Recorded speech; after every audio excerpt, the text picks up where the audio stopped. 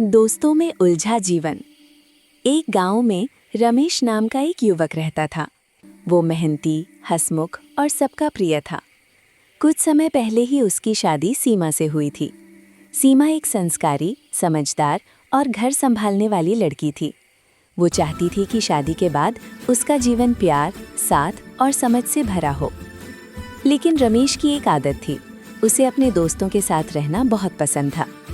शादी के बाद भी रमेश ज्यादातर समय अपने दोस्तों के साथ ही बिताता। कभी खेतों में बैठकर बातें करता, कभी चौपाल पर देर रात तक हंसी मजाक करता। घर आने में उसे देर हो जाती और सीमा अकेली उसका इंतजार करती रहती। चुपचाप सहती पत्नी सीमा कुछ नहीं कहती थी। वो समझती थी कि दोस्त भी जरूरी होते हैं, लेकिन पति का साथ भी उतना ही महत्वपूर्ण होता है। वो हर दिन रमेश के लिए खाना बनाती, घर को संभालती और मन ही मन उम्मीद करती कि एक दिन रमेश बदलेगा। गांव की औरतें अक्सर सीमा से कहती, तुम्हारा पति तो हमेशा दोस्तों में ही रहता है।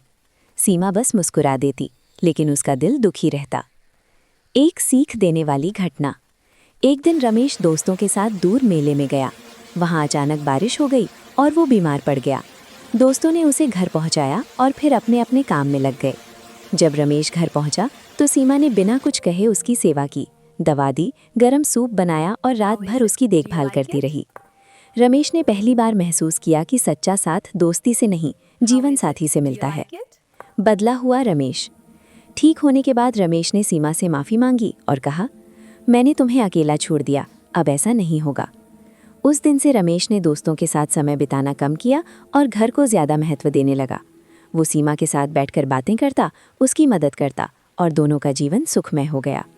सीख। इस कहानी से हमें ये सीख मिलती है कि दोस्ती ज़रूरी है, लेकिन जीवन साथी